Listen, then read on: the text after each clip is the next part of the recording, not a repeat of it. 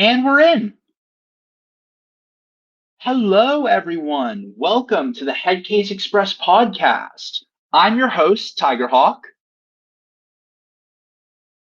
Hi, I'm co-host Walwell. And today we are interviewing the one, the only, the amazing HeyHeyItsMayMay, creator of Trains with Faces and mod in the Thomas Terminus server. Yes, hello, that's me. Hi. That is certainly me.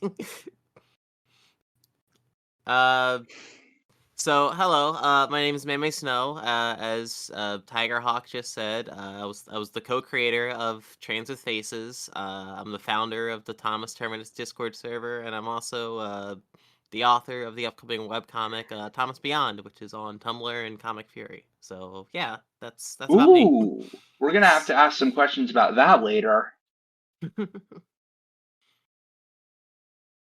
So, here's a basic rundown for the audience of how this is going to go. We are just a pair of Thomas fans who like talking about the fandom because there's a lot of cool stuff here. And Yep.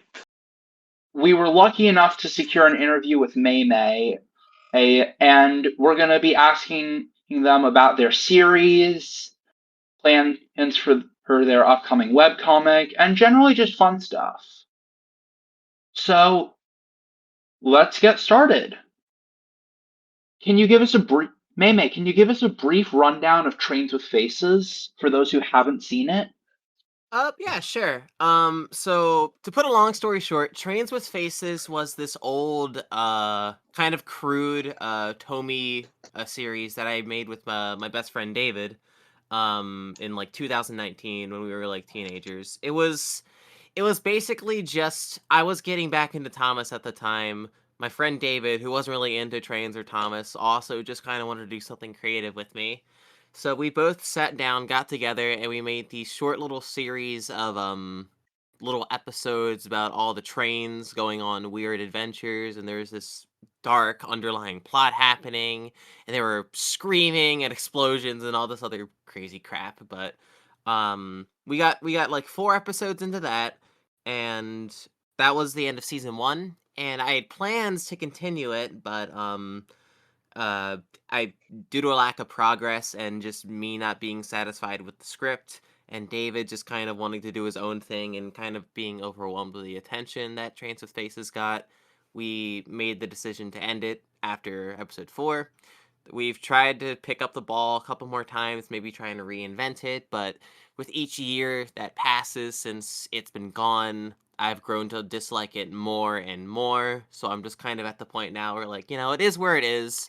It is what it is. I mean, and I've moved on, and I think I'm doing better things now. Well, that's wonderful to hear. I'm actually kind of intrigued by that because we don't always hear people saying they dislike the series that kind of blew up for them. Can you give us a little insight into that? Yeah, sure thing. With me, like the main reason why I personally dislike Trains with Faces is that like it kind of represents like I I don't I do respect like, where it got me. It's kind of like my first big project I got myself involved in, but I was like 14 when I first made it, I was kind of in my troubled youth phase, as it will. Clearly super edgy. I just thought it was a bit excessive. I was getting back into Thomas as a teenager after years of kind of not really being into it. So I wasn't really familiar with all the characters and stuff, and I just felt like it kind of disrespected the source material in a lot of ways. And as I've gotten older, as I've read the Railway series and rewatched the television series and got more and more genuinely invested into Thomas itself, I kind of just thought like, hey, if I want to do something with these characters, I kind of want to honor the source material a lot more. So, I don't know. That's that's kind of the long and short of it, I guess.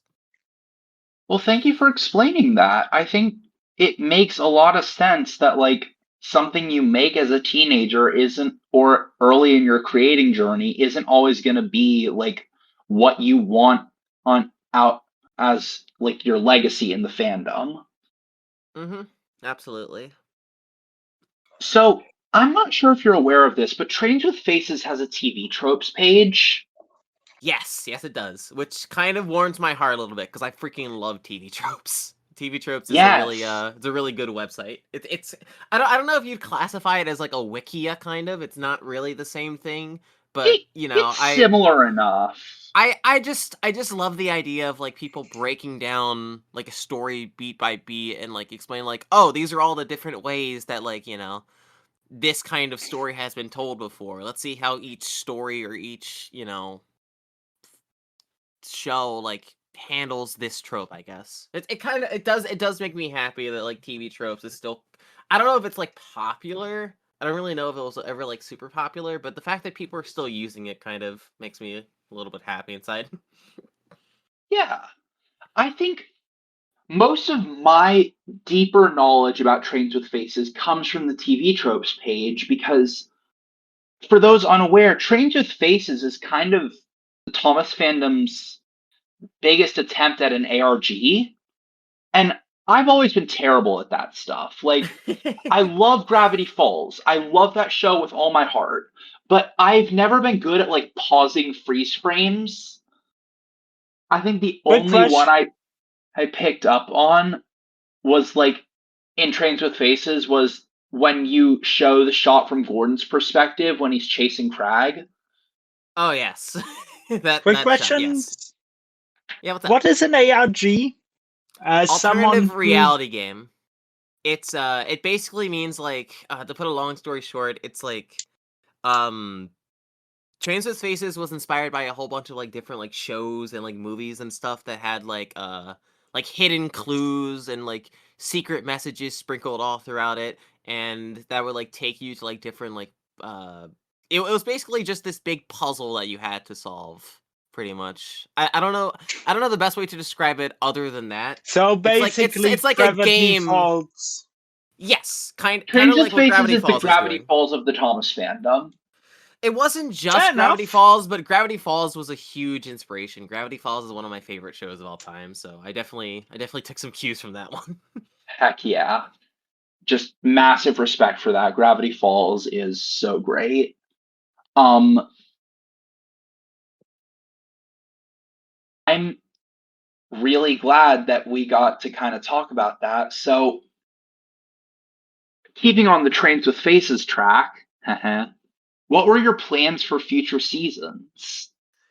Okay, so I'm gonna have to. Okay, so the whole thing with me describing this is that, like, I really have to get into the headspace of where I was when I was like 14, 15 years old, because Trains with Faces has had multiple rewrites. Like, I'm talking, like, at the very least, like 10 or 12 different rewrites. The story has That's changed so. that's impressive. Oh god, it's kind of a mess though if I'm explaining it out loud. But I'm gonna try to reiterate the original version to the best of my ability. So bear with me if I'm like wrong on something, because I might have talked about this before and it might conflict with something else. But I'll try to see what Oh I can do no, to the best of it's my all ability. right. I just Um, rewatched the series, so if there's like a minor detail that you don't remember, I'll like correct it in post or something. it's okay. I'm just gonna like skim over just the key story beats just a little bit, just for the sake of keeping things going in a timely manner. But season 2 of Trains with Faces would have seen a brief time skip. Like I'm talking like a couple months after Craig and Gordon crashed. Sodor is now under martial law of Sir Topham Hatt as like a severe countermeasure for security reasons. Everyone's miserable. Everyone's terrified. Everyone's all of their freedoms are restricted, and everyone's like freaking out. Craig is still out of action. He's being like repaired, and Gordon's being dissected by Sir Topham Hatt in secret. Um, so Ooh, we see the ascendance of James this season. James kind of takes on the role of the lead. He's a bit more assertive, but he's still ultimately a pacifist like Toby. Like James would definitely defend himself. James would definitely uh he's not afraid to hurt someone, but he'd never kill someone. But we see the rise of him as he demands more answers. he still has no idea what's going on. No one knows where Craig is. No one knows what happened to Gordon. Everyone's just kind of blindly putting their trust in Sir Topham Hatt. And James is getting pretty fed up with it. So he's starting to demand answers, and he's forming like his own little guild of I guess employees and engines who kind of have this little like secret band, kind of like group, I guess. That's awesome. Quick mhm. question. Yeah. Well, not a question. Well, yeah. Sorry. Who would have been in James's little group? I'm trying to. Okay, I know for certain Percy and Toby would have been there. Um, I guess Donald and Douglas, if I recall correctly. Uh, I'm trying to think. There's definitely a whole bunch of other engines, but I know for certain the ones that aren't there are Montague and Oliver. Uh, They were Henry's still in the important for yeah. some other reason. Yes. Montague and Oliver are part of the Guardian Wardens of Rescue. They're basically like the engine version of cops, pretty much. They're under the direct order of Sir Topham Hatt, but they're kind of sort of also blindly following him. But they're kind of keeping tabs on James, making sure he's not snooping around where he doesn't need to go. Um, Duck as a cop is something I did not know I needed until now, and I just love it. yeah, I it's absolutely love it. Duck I is still kind of don't like need it. Oliver is kind of like good cop, Duck is bad cop, but they're still ultimately Cops. antagonists, I guess. Fuck him. Let's see what else I have here. Percy, after what happened with Trains Faces 4, after the Gordon incident in Farquhar, Annie and Clarabelle are dead. They got burnt to a crisp. And after Percy realized that, he kind of became traumatized. He stopped talking, he goes mute for a bit, and he kind of works on his own mental health throughout the gradual course of the series, and he builds up that confidence again. Um, while all this is happening, Spencer is deployed by an the unknown entity that sent off Gordon, and now Spencer is causing havoc on the island of Sodor. Kills Henry in the tunnel, kills Oliver. Uh, Birdie arrives, then kills Duck. So it's just all mayhem happening all over the place. Craig finally returns to the surface, and he's pissed. He's done with this. He's kind of like still on his high horse about saying like we need to actually do something. We need to defend ourselves. We need to blow these people up. So he goes on this whole spiel, and he goes off the deep end where he finally carries through with his plan that he said he was going to do in Transit Spaces 4, where he goes to the airport, loads up the tankers with jet fuel, and attempts to go after Spencer.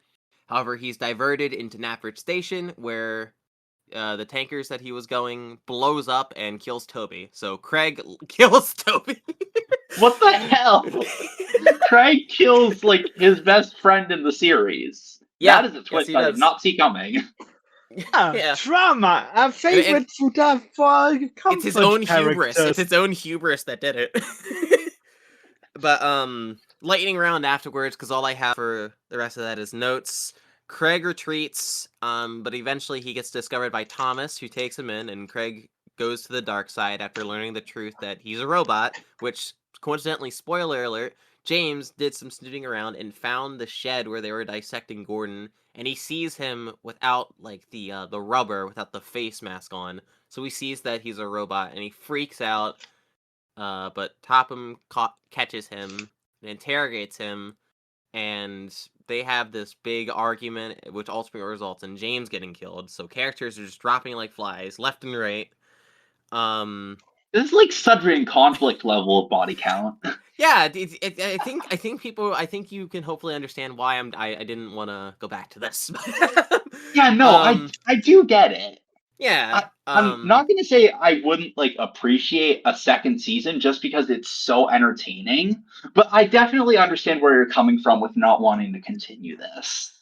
Yeah, for sure, for sure. But ultimately, season 3 would have been a couple episodes long, and it would have resolved this huge three-way battle between Thomas, uh, Sir Topham Hatt, and all of the auto units, all of the engines.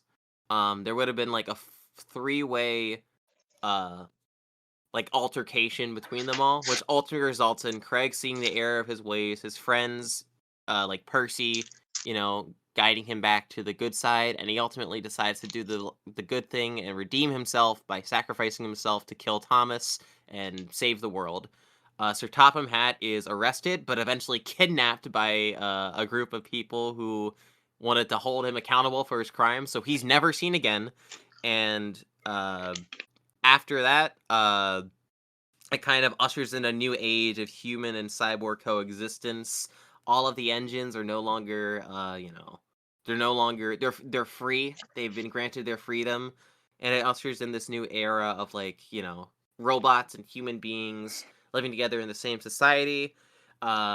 People began to rebuild Sodor into like a safe haven for robots and people who have like cybernetic attachments and all this stuff. And eventually, within like 30-40 years time, it's time for a Mega Man adaptation, because I've had in Trains with Faces, I decided to make it a shared universe between a Thomas parody and a Mega Man parody. So there's a direct link between Thomas the Tank Engine and like Dr. Light, Dr. Wily, or whatever. So It's amazing. It was a little bit silly, but that was more or less the plan. There's a whole bunch of other things that I'm probably like leaving out of that, but that was kind of generally what was going to happen. That is amazing. Thank you so much for sharing that with us. Minor correction for the TV tropes page. It says Craig died stopping Gordon. I guess I have to correct that in post. Craig did not die. I don't know where they got that. Craig did not die in Trains with Faces 4. He was knocked out. But he was not dead. I think that's just wrong. That effectively covers our Trains with Faces line of questions. So now for a couple random questions, a bit of a palate cleanser. Pancakes or waffles? Cleanser. Oh god, that's like asking between two beautiful divine things. You can't just put me on the spot like that. Agreed. Well, we have just done it. Answer the fucking question. It genuinely is kind of difficult. That's the weird thing. Pancakes or waffles? It's close, but I guess I'm gonna have to go with pancakes because I don't know. I guess I like the texture more. I don't know, but both are good. Fair. Totally fair.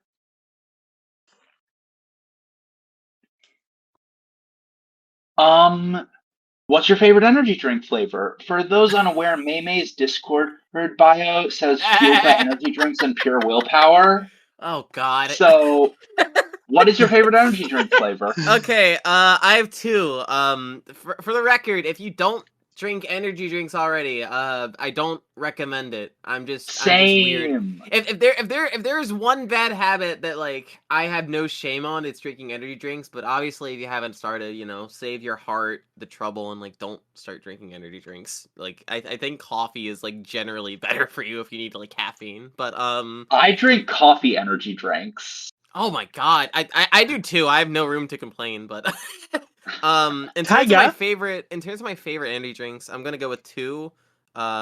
Ghost's orange creamsicle flavor, that's pretty good. I also like Bang's cotton candy flavor, which works where I am. It's kind of a lot harder to find, but I do find it every now and again in like a weird convenience store. So yeah. Now I need to take Tiger into the sidebar and ask him, and you complain about my fucking health? For reference, years ago, Warwell had this awful hacking cough that we just could not get rid of. And we kept trying to convince him to go to the doctor, and it was just kind of a running joke. I went to the fucking doctor. They also couldn't tell you what the fuck was wrong with me. Oh man, I love this show. But yeah, I now see no reason for you to tease me about my health status. Hey, I'm 18. I can pull this shit. My body still works. I don't know if that's a good mentality to have. Like, Okay, yeah, you're young now, but your body, you're gonna have to eventually take care of your body. Like, you know, I'm you. mostly joking. I eat At fine. least, I just like messing with Orwell. Fair. That's fair. yeah, everyone does. Yeah. Our friend Hazel, who occasionally is the third host of this podcast, she and Orwell have like a running rivalry. It's absolutely hysterical. It's a beautiful friendship. She Yep. even accused me of selling my health to buy more model trains. Which I would not be opposed to doing. Joke's on her. I sold other people's livers for the money. What, do you work in a morgue or something? No, but in a criminal city. Fair. Okay, back to the interview portion of this episode.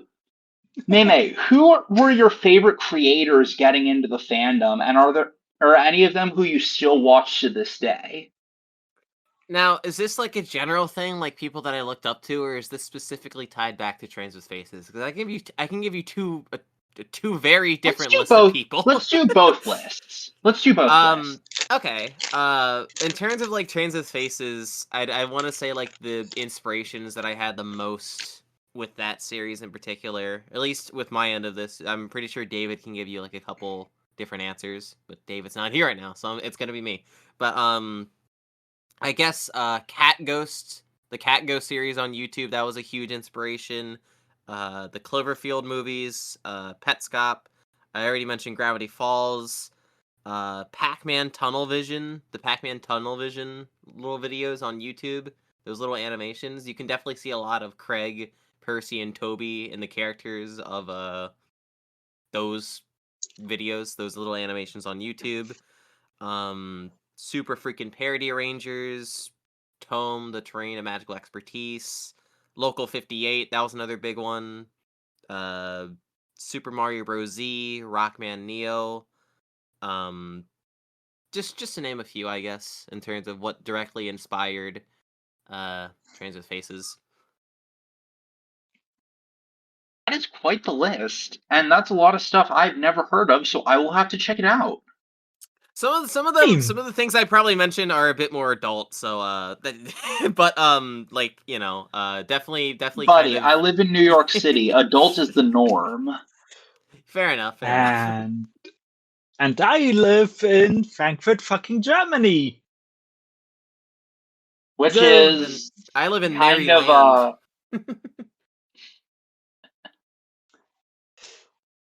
I've heard 3 guns go off since I woke up. Oh God. damn. It's impressive. Wait, you're not American and you're hearing guns going off? That's crazy. I know, right? That's weird. But in terms of just general people that I look up to, Master of the Lemons, he's a big one. Yes. I've had the More. pleasure of meeting him last year in person. My boyfriend John is close friends with him, and he's a cool guy. I love his More. art. I love his Levy. models. Appreciation. I love his models. I love so much about him. He's a cool guy. I met him at Unlikely Fandom, and he was nice enough to sign up. I had a little sheet going where I was getting autographs from all the creators I was meeting, and he was nice enough to give me an autograph. He signed something of mine too. Whenever I like go to places or like meet people in the fandom, I have this kind of busted up Tommy Thomas tunnel, like the one with like all the tunnels that the trains can go through, this like big giant Thomas thing or whatever. And Yeah. what I do is that like I kind of got it like busted up. I kind of got scammed a little bit a couple years ago when I got this thing. I thought it was like in pretty good condition, but it was literally the stickers were peeling off. I had to glue them back on. It was a big mess, but I decided Not to in use good that. condition. Yeah, I decided to use that to my advantage. Be like, okay, this thing isn't like supposed to look good, but maybe I could like, you know, have people sign it. And Lemmy signed it. A whole bunch of friends and people that I met at Strasbourg signed it. It's just something that like I take around with me when I go places now. Just I walk up to people with like this big Tommy Thomas and like, hey, sign this anywhere that's not the number 1 or on the face. Sign this, and I hand them a Sharpie. But aside from like Lemmy, I also am a huge fan of Space Boyd, or I guess Star Boyd as they're called now. They make a lot of really cool art. They were the director for Big Engines Brawl, the Friday Night Funkin' mod, featuring all the Thomas characters. I had the pleasure of collaborating with them for Thomas Terminus stuff, but they've sadly left. But they're doing good things now. They're kind of making their own little independent, cool art and stuff online, which is really kick-ass. So good for them. Steven Soderoy Modeler, he's a friend of mine. He's pretty cool. He makes a whole bunch of cool models. I remember seeing his models for the first time when I was younger and being like, wow. He's probably like same with like Lemmy. He's such a sweet and down to earth person. He's so cool. He's a really talented artist. He did stuff for the TCC, I'm pretty sure, the Thomas Creative Collective back in the day. Like he was like the guy doing all like the faces and the animation and stuff. I still miss TCC stuff. They had a nice storyline going. Yeah, for sure. I think the TCC is nostalgic for a lot of people, just because it was like such a cool idea. I don't really have much nostalgia for it because it was kind of in that weird time in my life where I wasn't really into Thomas. Like I was into it when I was a kid, up until I was like maybe like 6 or whatever. And then I completely forgot about Thomas for years, and I got into other things like anime, video games, all this other stuff. And I came back to it around the time I was doing Trains with Faces, and that was like what, 2018, I want to say, is when I got into the fandom. So I kind of missed most of the fandom shit around like, the 2010s, I guess.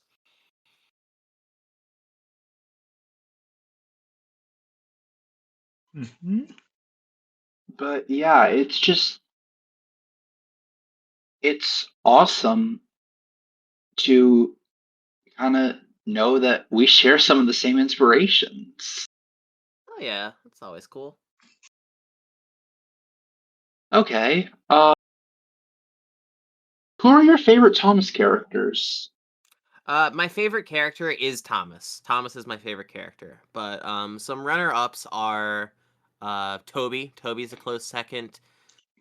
Daisy. I really like Daisy. Daisy's a fun character. Steven's probably one of my favorite characters introduced in the entire television series. I think Steven's awesome. Steven's wonderful. Yeah, he is. Funny old man. Mavis is cool. Trying to think of other characters that like I really jive with. You know what? I have a soft spot for Caroline. I wish more cars kind of had that cute little the eyes or the headlights kind of thing. I do kind of prefer that look over like, Birdie, I guess. Like the face is kind of just like the engines. I don't know. I think Caroline has a cool design. I think people give her a bad rep. I like her. That's totally fair. You wouldn't. I'm not sure if you'd believe me, but Thomas as your favorite character is actually kind of an like uncommon opinion. Like I haven't heard that very often. Yeah, I don't really know how to explain it other than that, I really do just like him unapologetically. Definitely the character I draw the most, which guilty as charged. I definitely think if you were to like compare the amount of different art I've done over the years of the characters, Thomas would be like the most significant one by a landslide. Probably, I think the second one would maybe be James, which is ironic because I don't like James that much, but he's very easy to draw, so I guess that's cool. Yeah, I just like Thomas. I think he has a cool personality. I think he's very fun to write for. His theme song's awesome, obviously. Yeah, I just like Thomas. I think he's cool. I think that's awesome. Do you who have any advice for people who are maybe aspiring to create maybe I feel like edgy is the wrong word because it kind of gives a vibe of immaturity, but creating a Thomas series Yeah, for an older audience. Uh, I that might be a little bit of a difficult question for me to answer because like I try not to make a series for an older audience anymore. I kind of going forward, I really definitely want to have my any future work of mine be able to appeal to kids. Kind of be like something you would see like a children read or whatever. But in general, just some advice that I have, like what exactly do you mean? I'm sorry. I just want to be sure like what exactly it is you're asking me, I guess. Basically, how do you take a property that is so intrinsically aimed at kids and, in your opinion, kind of rejigger it to have more of an all ages appeal or occasionally deal with darker stuff? I'm not talking like total edge lord. I'm mostly thinking like something in the vein of like an Avatar The Last Airbender, where anyone can watch it and enjoy it, but people of different ages can enjoy it for different reasons. I definitely think the way to go about that is to look at some older Thomas episodes. I think classic Thomas is a great example of how you can do that. I definitely think as the years have gone by, as much as I love stuff like the CGI series, I think Thomas has kind of been dumbed down a little bit. Not the character, the show itself, although I guess the character in some regards that definitely is true. But I definitely think, Thomas is for kids. But that doesn't have to be exclusive. You should always consider kids and like young impressionable minds that are going to stumble onto your work. I wouldn't recommend going all in like I did when I was a teenager and make a super edgy thing with like guns and like screaming and blood and explosions. Because there are kids. We're living in an age where YouTube and the internet is sadly the status quo, and kids are getting on the internet at an increasingly younger and younger age every year, and that's a problem in of itself. But I definitely think it's Ye- important to realize that like kids are inevitably going to find your stuff, so just try not to scar them for life. I guess that's my advice. Like if you're gonna make something that's a little bit more extreme, I guess, do it tastefully. Try to You can definitely have like subtext of like a darker story or darker implications without I guess kind of like Without going all in. yeah, reel yourself in a little bit. If you feel like something's like getting a little bit too dark, I guess reel it back, maybe do another take. See if like Talk okay, to can I your make this a little friends. can I make this a little bit less on the nose, I guess. That's what I'd say. I think that's a great way of doing it. Um, so you mentioned your upcoming webcomic, Thomas Beyond. Can you kind of describe that for a bit to us? Yeah, Give sure. us maybe a bit of a preview? So basically, long story short, after Trains with Faces ended, there was a brief period, I want to say 2021, where I wanted to get out of the fandom. I was like, grr, I hate Trains with Faces. I hate the fandom, which is stupid. I love the fandom. But I was kind of in this like I was kind of out blah blah blah. I cannot talk today. I kind of wanted to prioritize my art again. I kind of wanted to make more art, but there was something itching in the back of my brain that I binged the entire classic series of Thomas in like one big sitting. I think it was like in the summer of 2021. And then I started reading the Railway series, which I have the huge collection of, the big book with like all the Reverend Audrey stories in them. And I read that and I was like, this this is good. Like this is like this is like genuinely really well done. And I started watching videos from like I think this was around the time that Unlucky Tug came back onto YouTube, and I started binging his videos and I realized like wow, there's a lot more nuance to like the TV series than like I thought. And I love comics. I freaking love comic books. And one thing that I've never really seen done too many times. It definitely still exists if you know where to look, particularly on like Tumblr and DeviantArt. But there aren't too many webcomics or fan comics about Thomas, and I was like, you know what, this is a great vessel for me to show people my art, show people my writing in like one combination. I want to make a Thomas webcomic, and I want it to take place in the continuity of the TV series. It is a direct continuation of what happened in the classic seasons of Thomas, and I want to pull from other iterations and other sections of the Thomas franchise and adapt newer stories into like this older style of storytelling and have like a little bit more drama, a little bit more character nuance, but I still want it to be about Thomas the Tank Engine. I want to do something that's a lot more closer to the source material, and I'm very proud of what I've made so far. The I first issue love is not that. out yet at the time of me recording, but it is getting there, I promise. It has been quite a long time since I started this, but I definitely do want to see it out, and I definitely do want to get the ball rolling with this. That's amazing. Like, I am so happy to hear that like you found something you really love and a project you can just kind of dedicate yourself to.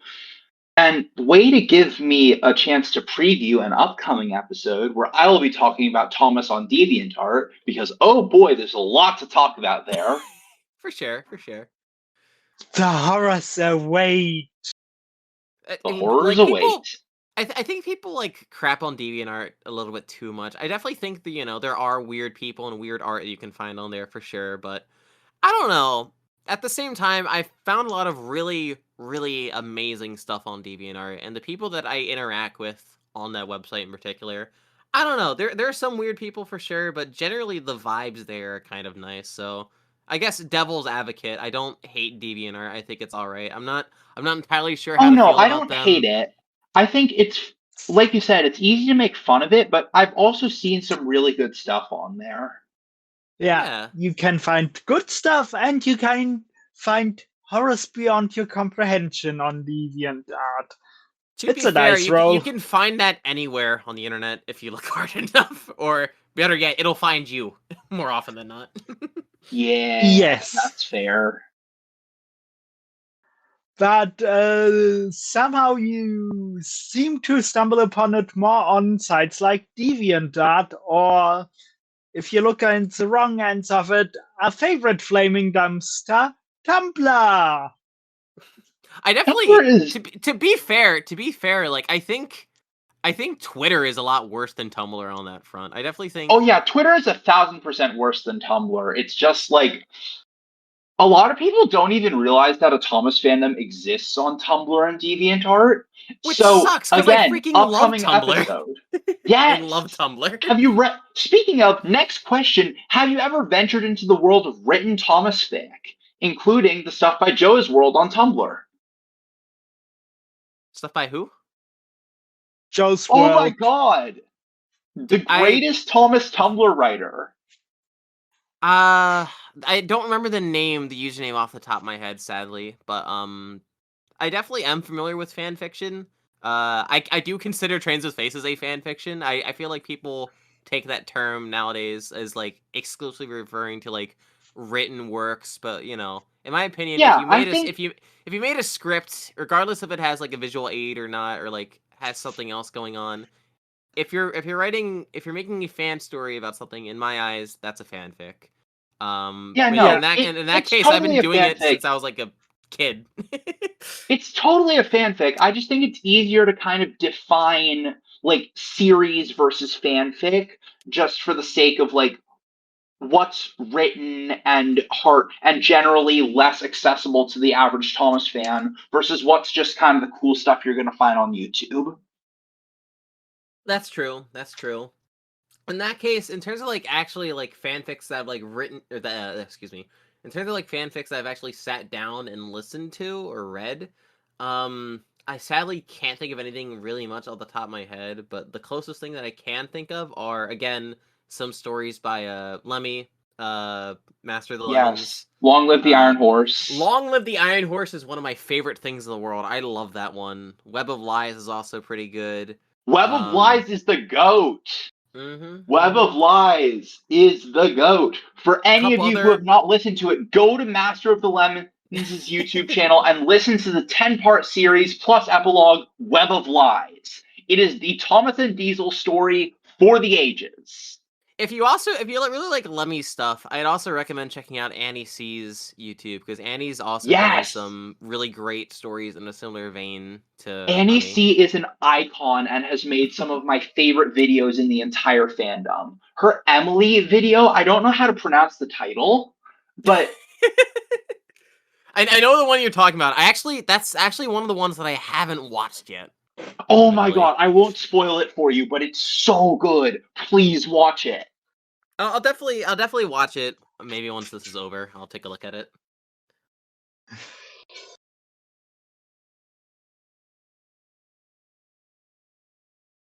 Yeah.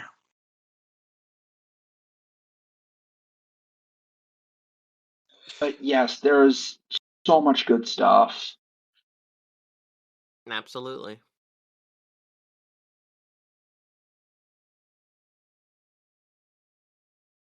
And I guess that kind of wraps up this interview. Thank you so much for joining us, Maymay. We really appreciate it. Of course. Happy to be here. Thank you for having me. Of course. And that's all for the Headcase Express podcast from now. Join us next time for an unknown episode because we don't plan ahead. Fucking ADHD goblins that we are. Yep. All right, now I just figure out how to end. I just got to figure out how to end the recording feature. Stop recording? End recording. Yeah, there's a command for it. Oh, I'm an idiot. Yeah. All right. Bye, guys.